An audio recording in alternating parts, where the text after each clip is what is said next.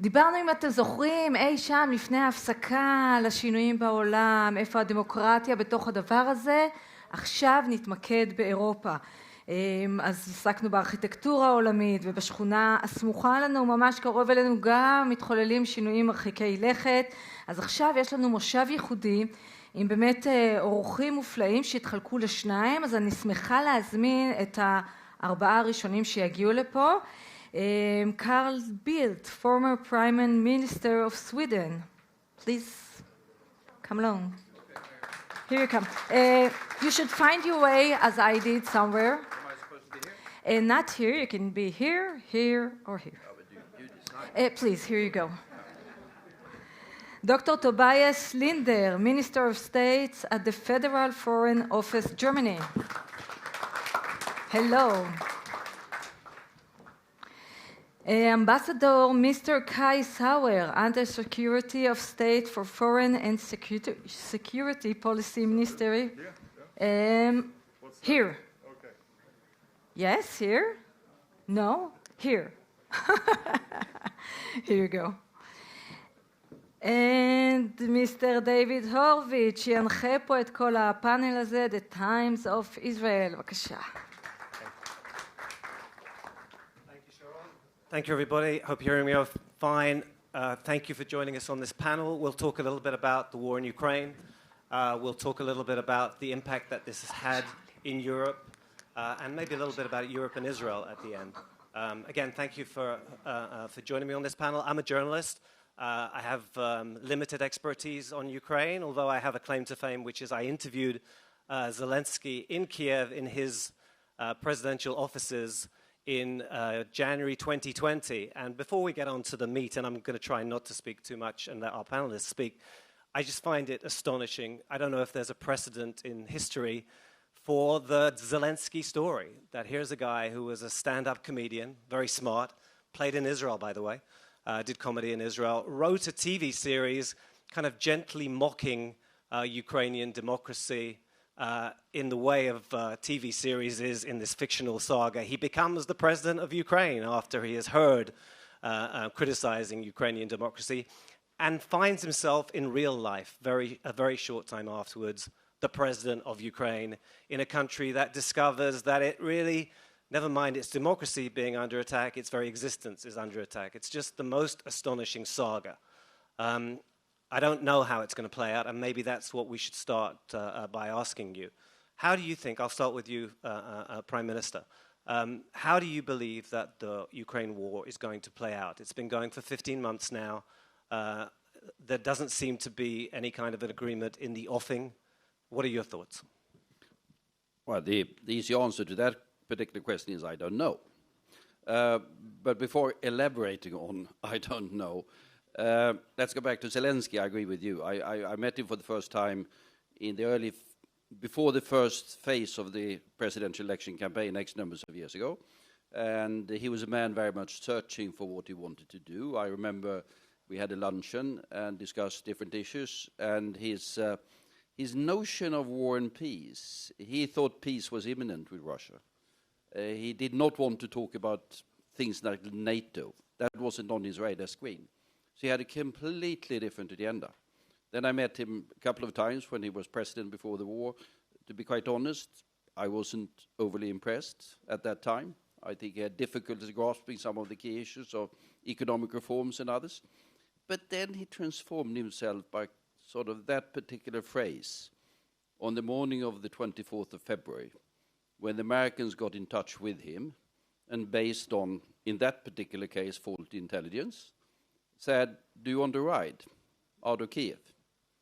And he said, I don't want a ride, I want ammunition. And that particular phrase transformed the entire situation. And he turned into something very different from what, including himself, had seen himself as prior to that. And now he does have transport around, but he still wants ammunition. So in that sense, the same thing. How will it be played out? It will be played out in two ways. First, obviously, what happens in the battlefield. This is a major war. I think some don't appreciate how big this war is. I mean, the front line is 1,300 kilometers as a long front line. We have a couple of 100,000 soldiers on each side, a couple of 100,000 soldiers on each side. How many tens of thousands of deaths we have on both sides, we don't know, but they're different figures. But they are very high. We have 5 million refugees, which is the highest numbers of refugees any conflict anywhere in the world at the moment, and that is, of course, impacting upon the European economy. We have an enormous expenditure of ammunition and arms.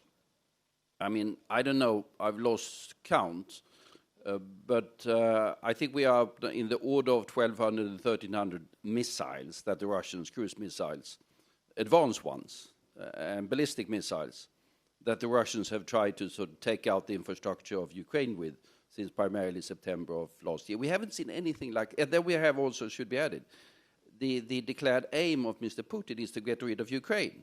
I mean, he's explicit on that. And we haven't seen in Europe anything of that sort since 1939, when Hitler considered Poland to be something that we could be without, and launched that particular war. We haven't seen anything of the global scale since Saddam Hussein said Kuwait hadn't the right to exist. So it's a very major war, both in terms of resources, death, casualties, and impacts. How will it end? I said one on the battlefield, the other in Moscow. At the end of the day, it's what happens in Moscow that decides how long can Putin carry on getting Russia around a war that even only semi-informed Russians must understand by now they can't win. They can't win. The only question remaining is when and how will they lose? Okay. And what will be the consequence of that? And that we don't know, but that will happen. All right, but that's, that is an answer of sorts in terms of ultimately it is up to Putin to acknowledge that it can't be won. Or the Russian leadership, whatever that is. Or whoever speaks if there is for such Russia. a thing. Yeah. Okay. Tobias, let me come on to you. From a European, but also from a German perspective, at the very beginning of what you said there, and we were all conscious of this, on that Friday, that first Friday, apparently it was over. I mean, Russia was about to enter Kiev, and this was not going to last for any time at all. Ukraine was not going to survive. Well, it was pulled together. It proved to be cohesive and unified, and it gradually, because of that first conversation that you spoke about, the world decided, actually, we can't allow this country to be overrun. But is it sustainable? Will Europe stand with Ukraine for as long as it takes for Russia to maybe reach the conclusion that Carl thinks they will have to reach?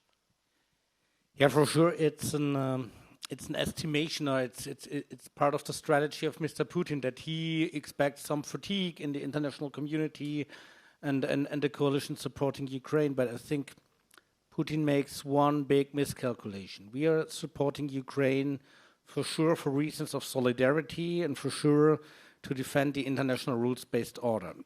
The miscalculation of Mr. Putin is we are doing this also because of, and also as a European, I now say, of a German national security interest.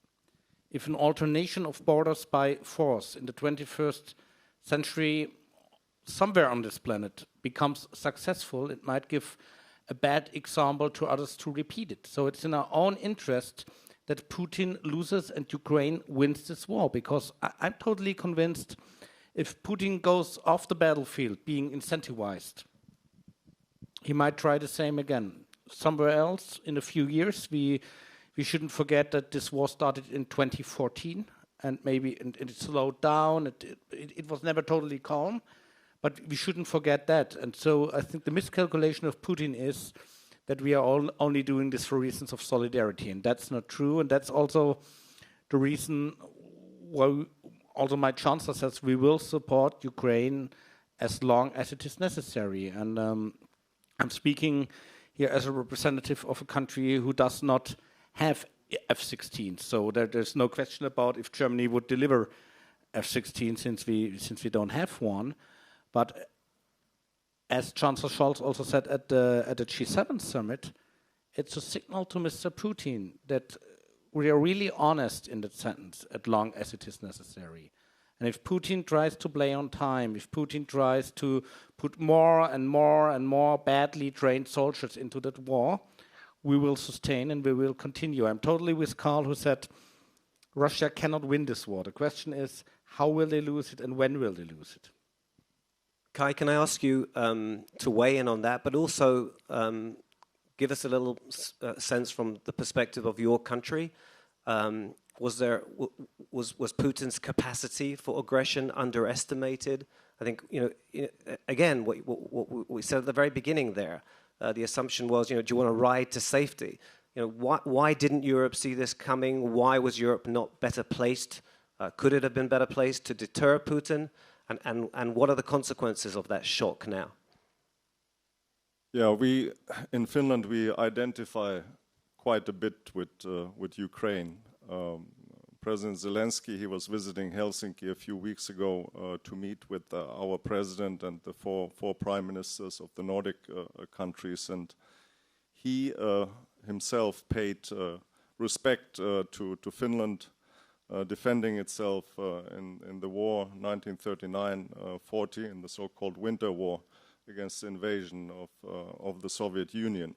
The difference with our war then and Ukraine war today is that we received very little help from outside. We were largely standing alone. We had some help from Sweden and others, but not to the extent as Ukraine today. So that is the difference. But there's a commonality, and the commonality between these two wars, separated by 75 years, is that there's a clear aggressor, which is Russia, and a clear victim, which is Ukraine in this case. And I would second Tobias Lindner here that our motivation is to defend certain international principles like the territorial integrity and sovereignty of a sovereign state against aggression like this. When it comes to the decision making for a future peace, I would point to the differences in the systems. We have Ukraine, which is a democracy with the prime minister, president, parliament, vivid civil society, and free media. So it takes a process to arrive eventually at some sort of a decision concerning when it's time to make peace. Whereas in Russia, you don't have these characteristics of a democratic society, and where the decision is made by one man or a small circle. So I think there's a big difference, and the responsibility for making the steps is with the aggressor. Do you think the conflict, I'll ask you, but any of you can weigh in, has it brought Europe closer together? Has it given Europe a greater sense of cohesion and, by the way, of responsibility and a sense of stakes? I mean, a country was about to be wiped out. Well, I mean, the answer is a distinct yes in all of these issues. I was foreign minister for a long time in different ministers. I've probably been through 100 meetings of the Council of Ministers of the European Union. And one of the most difficult issues we always had was Russia policy. Because there were fairly profound divisions on Russia in the European Union. Some were more sort of more aware of what might happen, and some others say not going to happen, and you are in the past, and whatever. That disappeared on February the 24th. And there has been an amazing, even to me, surprising, amazing unity demonstrated by the European Union. And the transformation that we've seen in different countries. Germany is often highlighted, but I mean, you can go to you look at public opinion polls in a country like Portugal, which is not a neighbor of Russia or Ukraine. It's about as far as you can get from that particular place, still within Europe. And opinion poll support for Ukraine and for what the EU is doing is on Swedish or Finnish levels. So it's been an amazing demonstration. And then things have happened that I considered unthinkable. I remember long discussions on setting up something called the European Peace Facility. That was highly controversial because it meant that EU was doing things that we were supposed to finance African Union peacekeeping operations in Somalia and those sorts of things. That was very controversial. I'm quite certain, I don't know about the Green Party in Germany, if you were, but I can see, I knew parties in Sweden were against. Now that particular facility, that particular fund, is used to buy ammunition for the Ukrainian army. Billions for buying ammunition for the Ukrainian army. I mean, unthinkable things have happened. And add to that, of course, we've had a significant strengthening of the transatlantic bond, which is important in itself. Tobias, obviously this is speculative, but maybe you can shed some light. Do you see things getting worse before they get better? We heard about the danger of some kind of tactical nuclear weapons used by Putin. Is that unthinkable now? Is the supply of F-16s going to be a game changer in Ukraine's favor if we get to that stage? How vast conflict, vast use of weaponry, in millions of people made refugees. Have we seen the worst of it? So let me start by adding one more thing to Carl, and it's not about the Green Party and our behavior to the European Peace Facility. It's about the European Union. The usual discussion, I think, Carl, you agree when speaking about the European Union in terms of security policy is, yes, we have to get more efficient. We can support NATO in fulfilling capability. That's normal and partly annoying discussion because it's the usual narrative. But what we have witnessed on February 24th is that the European Union is also a security actor because it's the only body in Europe that is able to enforce sanctions. And sanctions are a part of our deterrence and defense.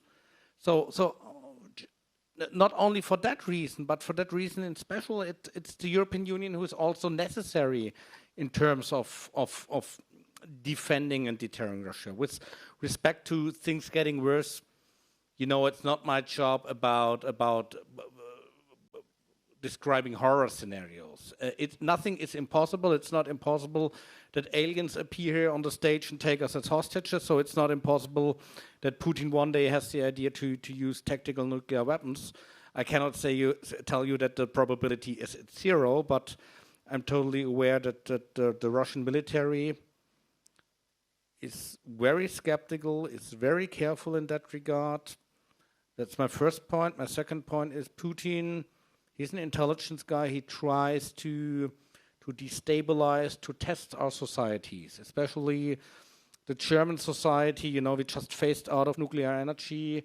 Is very sensitive to all nuclear issues, be it tactical nuclear missiles, but also be it the nuclear power plant in Zaporizhia, where you can see attacks. So I take this, or refugees, other things. I take that as part of Putin's game, trying to destabilize, to make European societies nervous. But in the end, he tried it a few months ago and he didn't succeed. So my guess is he will not succeed in the future. Do you have a read, Kai, on what is going on in Moscow with Putin specifically, with people around Putin? Is he in any way, is he weakening? Is he perceived as growing weaker within Russia? Well, first, let me say that the Russian aggression has been a kind of a great uniter, and it has probably had the completely adverse effect from what Putin originally aimed at. It has united the US Congress, it has united Europe, it has united the transatlantic relationship, it has pushed Finland and Sweden to NATO. So a long list of events which is weakening the Russian global and regional position. You mentioned the nuclear arms and their usage of tactical nuclear weapons. And I think you need to be very careful with that, also from the Russian perspective, because even threatening with nuclear arms has kind of a rejection, a consequence internationally, globally. You have a reaction from countries which are closer to Russia, India and China, warning against using the weapons. The Russian brand would severely suffer after using nuclear weapons. And I think it also would mean admitting a defeat in terms of conventional warfare, which is something I don't think Russia would really like. When it comes to the situation in Moscow, of course we don't have an insight into a very protective environment. We have still our embassy in place, which has a certain communication with the Russian authorities and with the Russian society, and I think what we observe is not very positive. All of you, Europe is not about to try and impose terms, correct? I get that from the thrust of what you were saying. You've all said here, right, it's basically for Putin or those who control Russia to belatedly reach the conclusion that this was a disaster and unacceptable and they have to stop.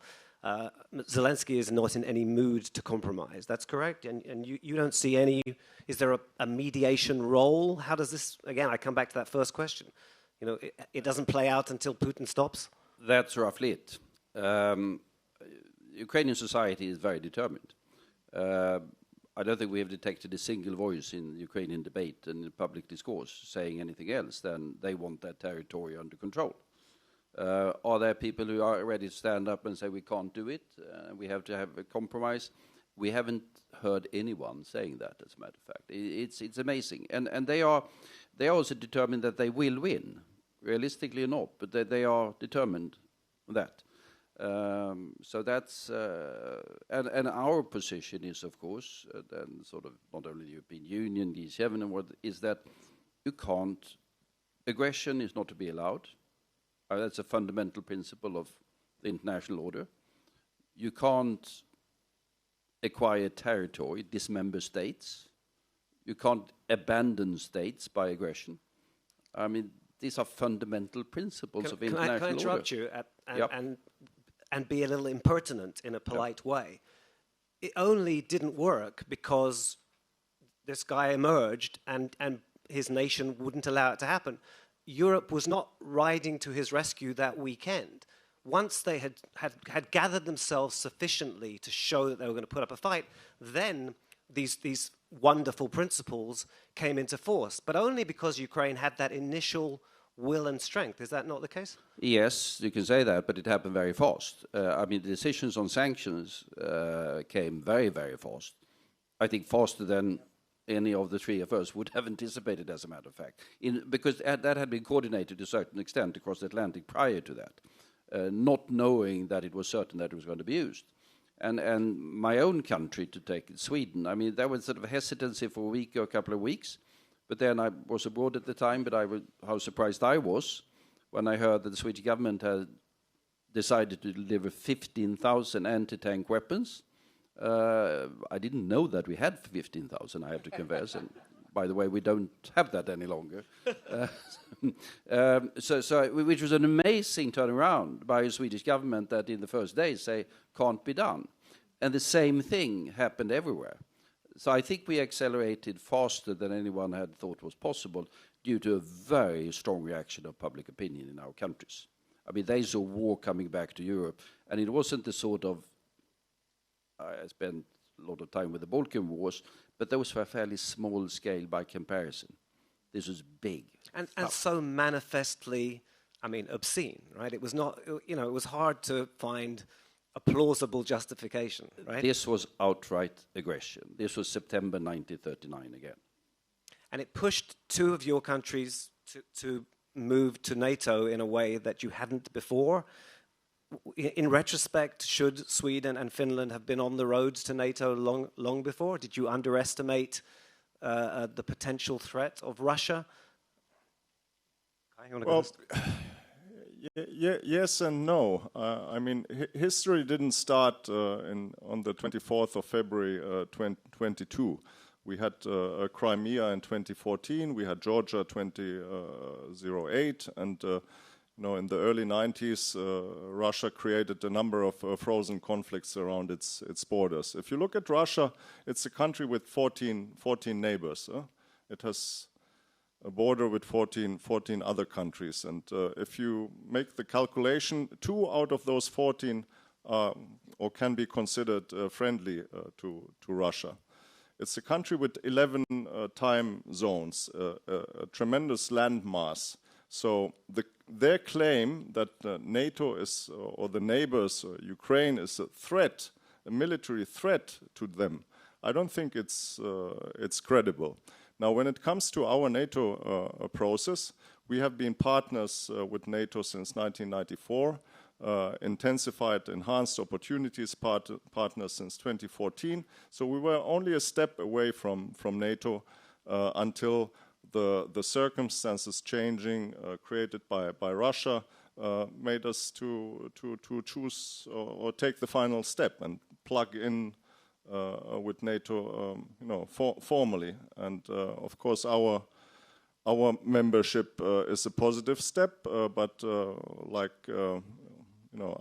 like the slogan very much. It is not complete without the Swedish membership. Then we have all the Nordic 5 Nordic members or Nordic countries as NATO members, which is a tremendous addition also to NATO's capabilities. Can I ask you, Tobias, from a German perspective, tell us, I think everyone here would be interested, given Germany's particular history, how has this brazen aggression impacted German public opinion? What has the German public wanted its government to do? How have you reconciled desire to have Germany not constitute any kind of potential aggressive military force with the need to help defend a country in Europe and so on? All of that would be interesting for us. Okay, how long do we have time? But let me make a few aspects, and maybe I'm a little bit simplifying the things. Germany, after its history, for good reasons, I consider our society being a pacifist society, being always reluctant in the use of military power when it comes to deployments within the United Nations, as well as on the issue of defense. I was defense policy spokesperson of my party in the parliament when we had been in opposition, and I can tell you, you cannot win any electoral campaign debating about security or defense policy. People asking you, why are you spending 2%? Why are you not spending it for kindergartens or for schools? And that has changed, and also many Germans had, I would say, a naive imagination of Russia. They have spoken of a certain special relationship or something. My party was always skeptical. We were always opposed to Nord Stream 2. So that was not such a big move for my own party. But right now, I think there are 3 lessons learned out of the Russian war of aggression. First of all, we need to support Ukraine for our own purpose to be, as I said at the beginning. Second, we have a certain obligation to the security of our European neighbors, especially for our Eastern European neighbors. That's the reason why we are increasing our investment into the armed forces, why really defense at the core is back.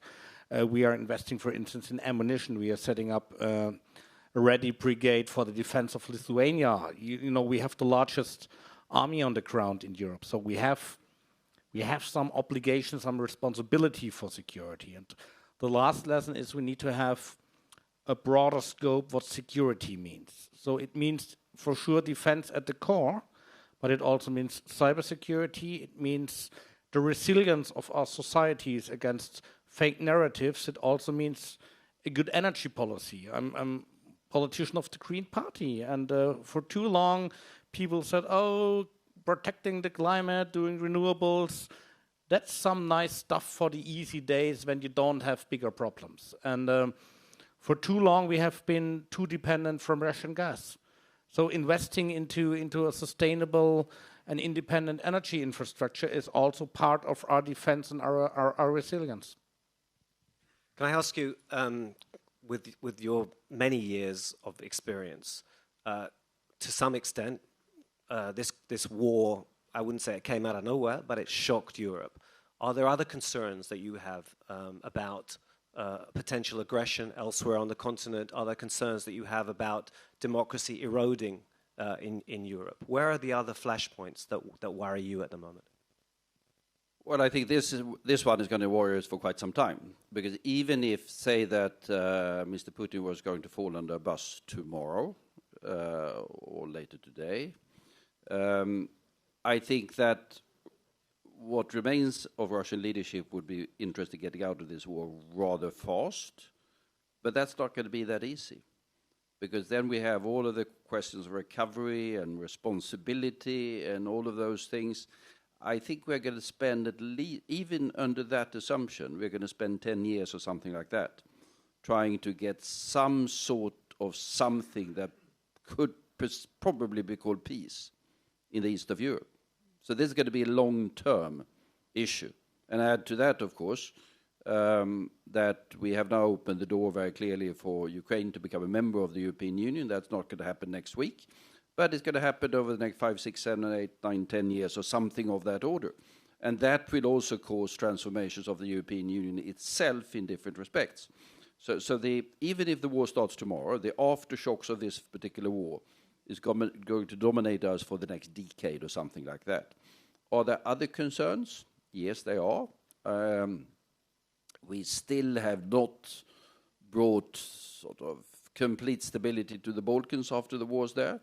The enlargement process isn't completed. There's been a couple of hiccups. There still are, by the way. But that needs to be completed as well. Then we live in a world which is Africa. Look at the demographic expansion of Africa and the effects that you see that in the refugees that are coming, or people moving anyhow, whatever you call them, across the Mediterranean. In the Sahel, things are going extremely badly on every possible indicators. The Middle East is our immediate neighborhood. We are, in contrast to Americans and others, what happens here impacts directly upon our societies. So we live in a fairly volatile environment, to put it in those terms. I just want to highlight one thing you said there early in that answer. So this is really one man's war, as far as you can tell. He falls under a bus. They will. That's what would. I mean, one of the most interesting things that you can watch is which they televised, or at least partly, is the meeting of the Russian National Security Council on the Monday, whatever it was, about the 20th or something like that of February, when he sort of called in the National Security Council, and that's the only people he meets. He never meets the government. Doesn't happen. And by the way, he has not met in person the National Security Council since that meeting. Every other meeting since then had been video. But he called them in and questioned them individually if they supported his policies. And most of them, at the end of these, they said, well, perhaps, but they all tried to wriggle out of it. There wasn't, with one exception perhaps, anyone who showed anything, even remotely looking like enthusiasm for where they were heading. There was one person who was very close to him who explicitly said, this is wrong, there's going to be catastrophe, and he was cut out and hasn't been heard of since. So it was him himself who launched this particular war, because he's been obsessed with the vision of restoring old Russia. And he's obsessed with that he thinks he has the historical task of conquering everything that Ivan the Terrible and Peter the Great and Catherine II had, and he can't contemplate a Russia that is more than that. But he's fairly alone in that. Otherwise, I mean, even Swedes can have nostalgic visions of what we did in the past, but we don't intend to conquer anyone. Please, Tobias. I don't have a real disagreement to Carl, so I totally agree that Putin is a lonely man. He's caring about his role and Russia's role in history, while at the same time, you shouldn't be naive. The Russia after Putin most likely will not be better, most likely will not be easier. So the epochal shift, we call Zeitenwende in Germany, so the epochal shift in our security policy that will sustain, it needs to sustain, because we cannot expect Russia to become a peaceful and responsible player on the international sphere. Russia has chosen sides with China, and I say this here in Israel, also with respect to Iran. that they are giving something to Iran in regard to the delivery of drones. And this is something we all need to take care about, also for the time after the war. You want to add something? Yeah, sure. Yeah, maybe a word on China, since we haven't breached that subject yet in this context. I think China has an interesting role to play here. China is a rising power, but in order to sustain and build up this power, I think you need to earn a trust with the international community and with your so-called partners and clients. And how do you earn that trust is by respecting certain common rules and institutions. And if you listen to Chinese statements, they have a reference to two principles, and those principles are territorial integrity and national sovereignty. So if China wants to earn the trust of the international community, they should also apply these principles in the context of Ukraine if they want to become a credible mediator. I think that's a precondition for that. And what is interesting as well, I mean, you saw last week during the G7 summit, there was another summit, a summit on Central Asia, where China had convened the leaders of countries which are bordering Russia or very close to Russia, but not Russia.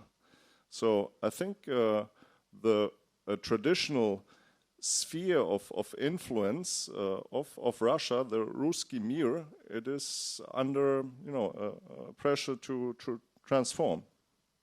We've got very little time, but we can't not talk about Israel a little bit. So any of you who want to weigh in, because how this conflict, how this war, has it impacted Europe's attitude to Israel in any way? Has it made Europe more conscious? Wow, actually, little countries can get roughed up terribly by aggressive neighbors. Has it promoted sympathy for Israel the other way round?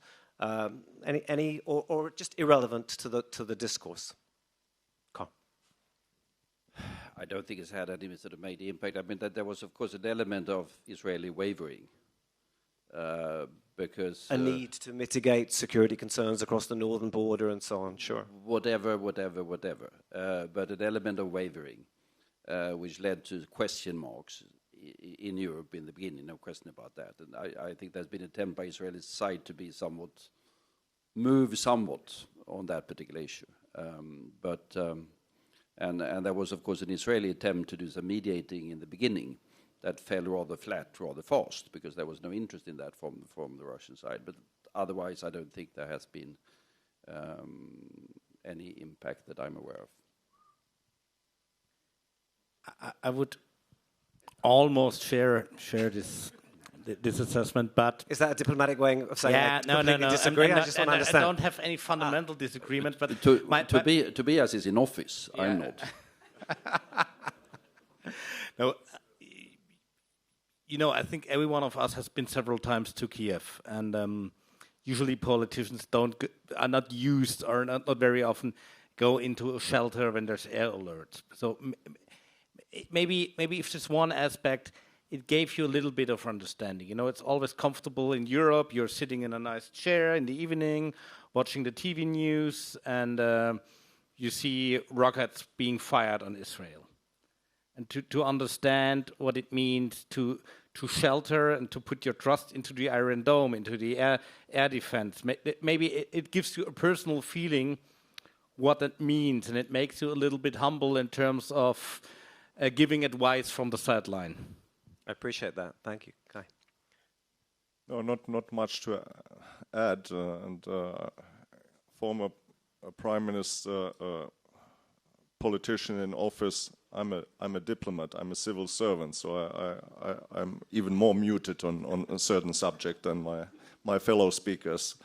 But I think there's a lot you can do even without compromising your own vital interests, and you can send messages. You can do strategic communication, and I think this rhetoric coming from Russia about de-Nazifying Ukraine is definitely something you can counter with your own messaging. Yeah.